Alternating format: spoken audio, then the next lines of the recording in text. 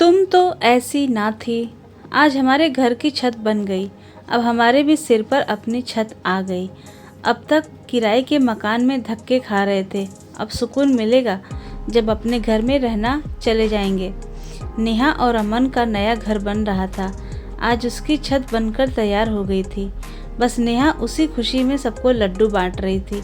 हालांकि अभी घर बनकर तैयार होने में समय था, लेकिन आज एक पड़ाव पार हो गया था। सही कह रही हो नेहा, पूरे 10 साल हो गए जब माँ बाबूजी हमें घर से निकाल दिया था। अपना मकान होते हुए भी किराए के मकान में रहने को मजबूर हो गए थे। अमन ने कहा तो नेहा की आंख में आंसू आ गए।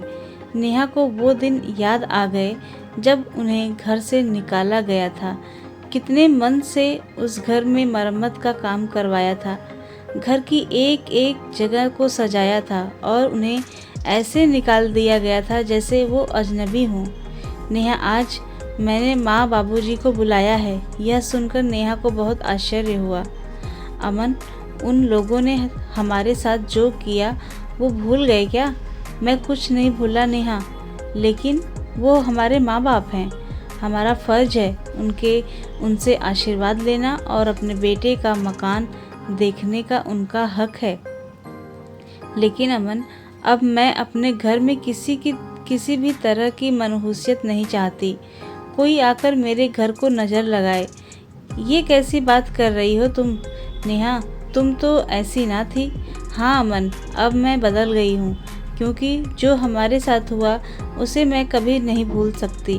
वो लोग केवल दिखावे के लिए आपसे बात करते हैं, क्योंकि आपसे पैसे लेने होते हैं, से भी मतलब नहीं। और अपने इस मकसद को पूरा करने के लिए वो एक से बढ़कर एक नाटक करते हैं। भूल गए आप, ये जो आपके पिताजी इतने दिन से हाथ में दर्द का नाटक कर रहे हैं, उनके हाथ में कोई दर्द नहीं है। आराम से हाथ उठा सकते हैं, आराम से हाथ से सारे काम कर सकते हैं, लेकिन आपके सामने हाथ उठाने में दर्द होता है। ये देखो फ़ोटो।